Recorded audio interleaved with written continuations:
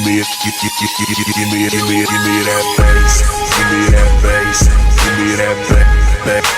bass, give me that bass, give me that bass, give me that bass, give me that bass, give me that bass, give me that bass, give me that bass, give me that bass, give me that bass, give me that bass, give me that. Welcome everyone to another episode of Bruise Reviews. Today we're going to be looking at the Rogue LX200BL left-handed Series 2 bass in metallic blue. Now, right off the bat, this finish is beautiful. This is a lot lighter than I thought it would be. The picture has kind of like a metallic dark blue, which honestly I prefer this. This looks pretty sweet. It just really pops out. Now, Rogue, of course, being the in-house brand of Musician's Friend, which I bought it from for a steal. This thing was super cheap. It was the cheapest lefty bass I could find online that wasn't a glary, which, no offense to glary, I just didn't want a glary. This is the first bass I have ever owned, so take everything I'm about to say with a grain of salt. Hence why I spent so little on this bass. I wanted, pretty cheap bass for my first one. It has a basswood body with a maple neck, which is bolt-on, as you can see there. It has a rosewood fretboard with 24 frets, 34-inch scale, standard scale, 4 strings. It's got black hardware, black die-cast tuners, high mass bridge, dual volume and tone controls, 2 pickups. It's got a J-style bridge pickup and a split coil P-style pickup in the middle. So you can get some interesting tone combinations out of this. One feature I really like too, it has this little divot here in the lower horn, so it's just a little more comfortable to reach the upper frets there. A couple things I gotta note before I plug her in. First thing I noticed was the rear panel where you access the controls is very jagged. Like I don't know if you can really tell here, it's got a very jagged cutting job.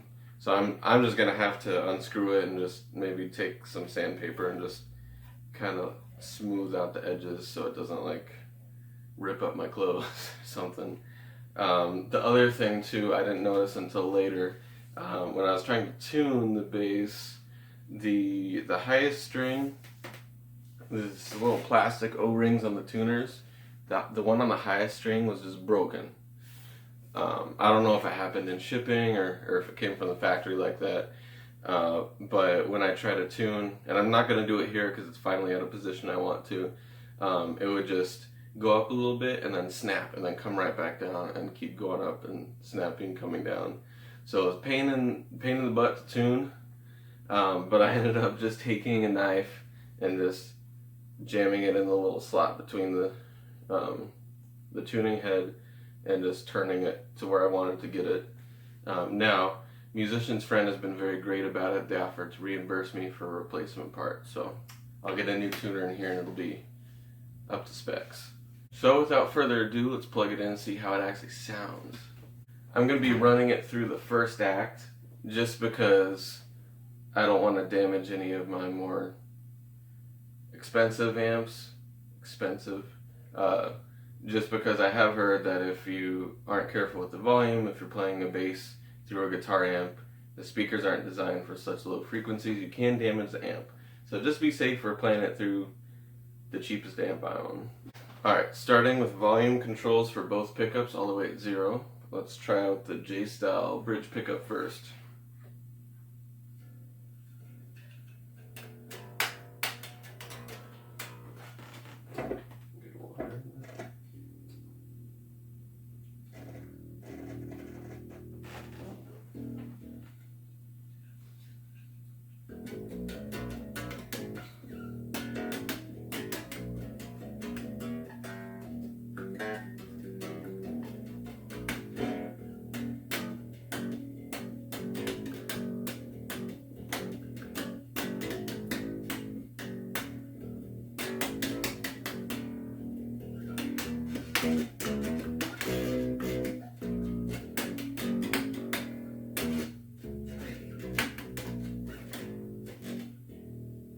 buzz on the low tone control. Let's try it a bit higher.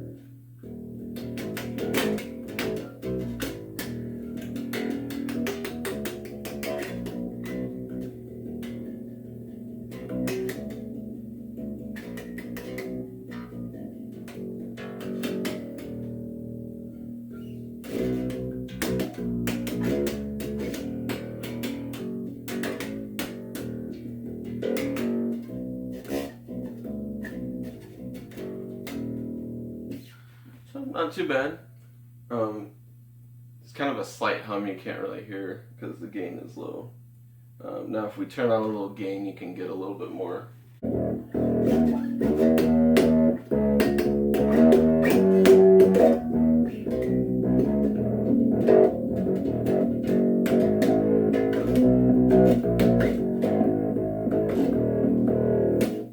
Not bad. Let's try out the P style pickup.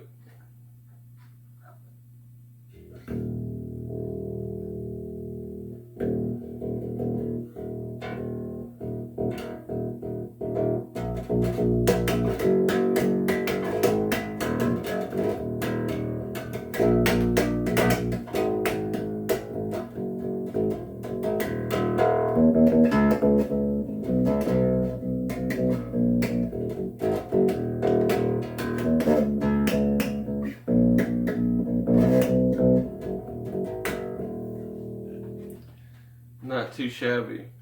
Try that one with a little more gain.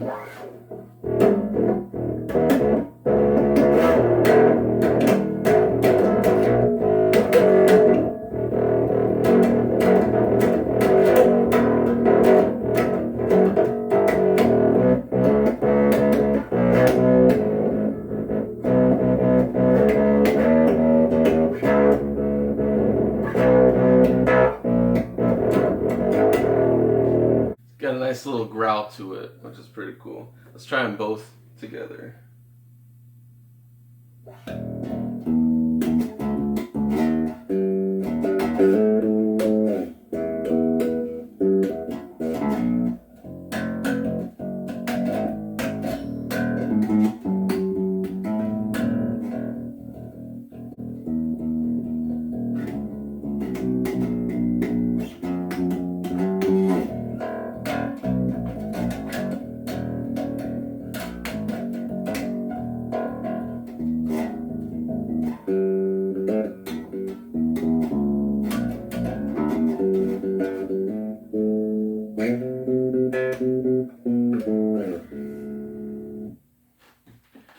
So it sounds alright.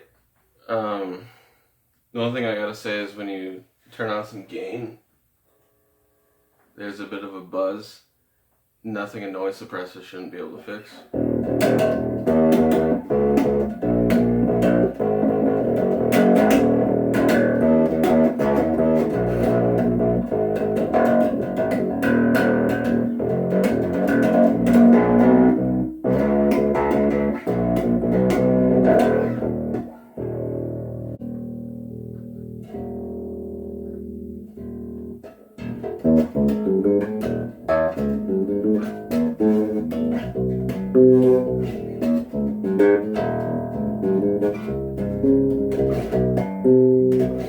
Been wanting to do that forever. Now I can finally do that because I got a bass. Support technique aside, it's a really solid bass. The neck and fretboard are nice and smooth, so that's always good. It's a lot lighter than I thought. It's nice and light and thin. There might be a little bit of neck dive. I haven't tried it with the strap yet, because the neck does feel a lot heavier, you know, in comparison to what I'm used to. But it feels nice. There's a nice contoured body. You know, it feels great sitting down, at least. Really fun to play. I've been enjoying it. If you're looking for a brand new bass to try out, you've never played it before, or maybe you just want something cheap you can throw around, this is definitely up there. It's cheaper than, you know, like an entry-level Ibanez or Squire. So if you're looking for like the absolute cheapest you can get, but it's still pretty good quality, go Rogue. Okay, now we got that other stuff. Here's John Wick Chapter 2 is this week's movie. What happened to the first one? I don't know, you tell me, but I bet everyone's seen it already. So here's chapter 2. And uh, I don't know if it's as good as the first one. You just can't beat the raw emotion of the first one. Gets you in the feels every time. This one, they definitely hyped the action up a little bit more. They seem to do that with every single release. You know, the second was a little crazier than the first, and the third one was insane, and so on. To be honest, this one and the third one kind of blend together for me a little bit, just because, I mean, they're all very, very tightly packed within this world that they've created.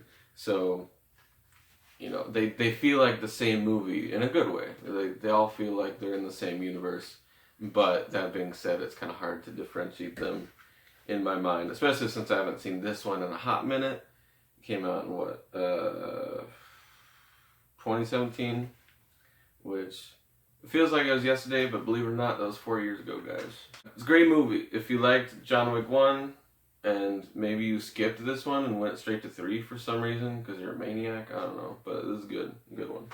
And for our drink, we got the 3D orange. Now, I really like these, just because looking at it, I mean, come on, it's so sleek, minimalist. It's just got one flat color. They used to not have anything written here, but now they got like the name of the flavor or whatever. It's Sunburst. I guess it's orange. Come on. I've tried it before, but I'm going to go ahead and give you a live taste test. And it's got that nice citrus aroma. Now these are all 0 sugar, by the way, which is really cool if you're trying to cut carbs. Some really solid orange flavor.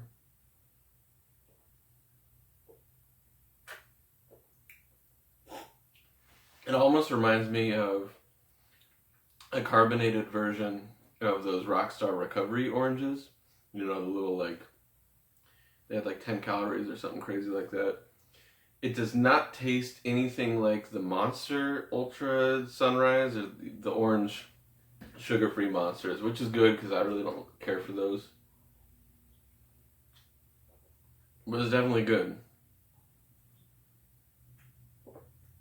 See, these 3D energy drinks always seem to surprise me with how much flavor they're able to pack into a 0-calorie form.